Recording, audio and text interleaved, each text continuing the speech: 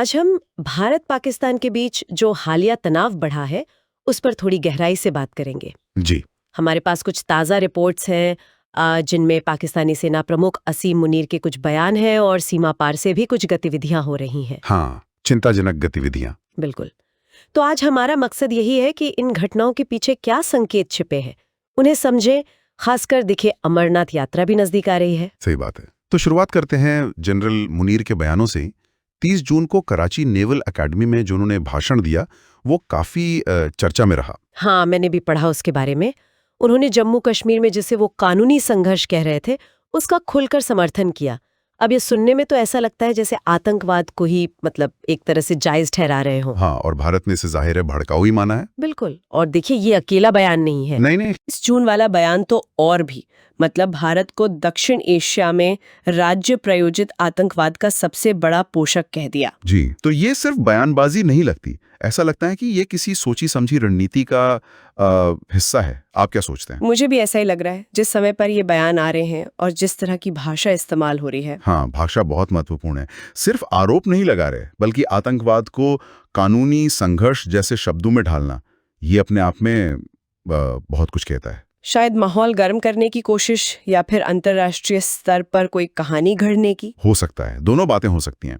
और इसी माहौल के बीच जमीन पर जो हो रहा है वो और भी चिंता बढ़ाता है। हाँ, वही वो जो खबरें आ रही हैं कि नष्ट किए गए आतंकी ठिकाने फिर से खड़े किए जा रहे हैं। जी बिल्कुल, यही सबसे ज्यादा चिंता की बात है। 28 जून की कुछ रिपोर्ट्स यही बता रही हैं कि पाकिस्तान नियंत्रित कश्मीर यानी पीओके में वो आतंकी लॉन्च पैड और कैंप्स फिर से बनाए जा रहे हैं। वही कैंप्स जिन्हें मई 2025 के ऑपरेशन सिंदूर में नष्ट करने का दावा था।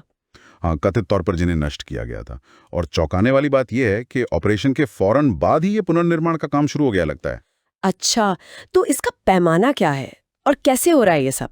क्या इसमें पाकिस्तानी एस्टैब्लिशमेंट की सीधी भूमिका दिख रही है? रिपोर्ट्स तो साफ इशारा कर रही हैं। उनमें आईएसआई और पाकिस्तानी सेना की न सिर्फ नीतिगत बल्कि वित्तीय मदद का भी जिक्र है। और एक दिलचस्प बात यह भी है कि जो नए शिविर बन रहे हैं वो पहले से छोटे हैं लेकिन तकनीकी रूप से ज्यादा उन्नत हैं। तकनीकी रूप से उन्नत, इसका क्या मतलब हुआ? जैसे उनमें आधुनिक तकनीक का इस्तेमाल हो रहा है, जैसे थर्मल इमेजिंग कैमरों से बचने के उपाय। अच्छा, ताकि रात में या खराब मौसम में पता ना चले। बिल्कुल।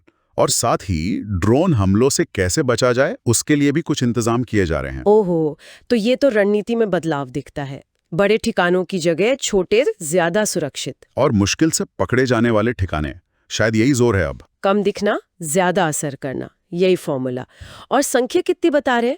कितने कैंप्स या लॉन्च पैड? जो सूत्रों के हवाले से खबरें हैं उनके मुताबिक करीब 13 लॉन्च पैड और अंतर्राष्ट्रीय सीमा के पास 4 शिविर, इन्हें फिर से सक्रिय किया जा रहा है। 13 लॉन्च पैड और 4 शिविर, ये संख्या तो अपने आप में काफी है। जी, और जब हम इसे जनरल मुनीर के बयानों के साथ रखकर देखते हैं, हाँ, तो ये महज संयोग तो नहीं लगता, खासकर कि ये सब ठीक अमरनाथ यात्रा से पहले हो रहा है। वही बात है। एक तरफ ये भड़काऊ बयानबाजी और दूसरी तरफ आतंकी ढांचे को इस तरह तकनीकी तौर पर मजबूत करना, ये तो सीधे सीधे यात्रा की सुरक्षा के लिए गंभीर चुनौती है। निश्चित रूप से अमरनाथ यात्रा हमेशा से ही एक संवेदनशील मौका रही है और ये दोनों चीजें एक साथ होना, मुनीर का ये आक्रामक रवैया और पीओके में ये नए उन्नत लॉन्च पैड और शिविरों का पुनर्निर्माण, ये सीमा पार से घुसपैठ या किसी आतंकी घटना के खतरे को साफ तौर पर बढ़ाता है। और इसमें पाकिस्तानी सेना और आईएसआई के समर्थन की बात इसे और गंभीर बना देती है। बिल्कुल, रिपोर्टों में इसी तरफ इशारा है। तो जाहिर है भारत के लिए तो अब सतर्कता बढ़ाने के सिवा कोई रास्ता नहीं है। सुरक्षा इंतजामों को और ज्यादा पुख्ता करना ही होगा। भारत को न सिर्फ अपनी जमीनी सुरक्षा बॉर्डर पर चौकसी बढ़ानी होगी, बल्कि अपनी जो राजनीतिक रणनीति है उसे भी सक्रिय करना होगा। अंतर्राष्ट्रीय समुदाय को ये विश्वास दिलाना बहुत जरूरी होगा कि तीर्थयात्रियों की सुरक्षा के लिए हर संभव कदम उठाए जा रहे हैं। बॉर्डर पर निगरानी और बढ़ानी होगी, और वो भी उन तकनीकी बदलावों को ध्यान में रखते हुए जिनका आपने जिक्र किया। जी बिल्कुल, थर्मल इमेजिंग, ड्रोन डिफेंस, इन सबको ध्यान में रखना होगा। तो एक तरह से मल्टी डायमेंशनल रिस्पॉन्स चाहिए। हाँ। सुरक्षा भी, कूटनीति भी, क्योंकि असर सिर्फ द्विपक्षीय संबंधों तक तो रहता नहीं है। सही कहा आपने। तो कुल मिलाकर तस्वीर ये बन रही है कि पाकिस्तानी सेना प्रमुख के बयान और जमीनी स्तर पर आतंकी ठिकानों का पुनर्निर्माण, ये दोनों चीजें एक साथ हो रही हैं। और इसमें पाकिस्तानी सेना और आईएसआई का हाथ होने की बात भी सामने आ रही है। जी, जिससे तनाव तो बढ़ ही रहा है, लेकिन अमरनाथ यात्रा जैसे मौकों पर खतरा भी बढ़ रहा है। इस पूरी तस्वीर को देखते हुए एक सवाल जरूर मन में उठता है, क्या ये सब सिर्फ मतलब तात्कालिक दबाव बनाने के लिए है, या अमरनाथ यात्रा को निशाना बनाने की कोशिश, या फिर इसके पीछे पाकिस्तान की कोई लॉन्ग टर्म भू राजनीतिक रणनीति भी हो सकती है? ये एक अहम सवाल है और इस पर दुनिया की प्रतिक्रिया क्या होगी, ये भी देखना होगा। हाँ, ये शायद हमें आने वाले वक्त में ही पता चलेगा। चलिए, आज की इस चर्चा को यहीं विराम देते हैं। धन्यवाद। धन्यवाद।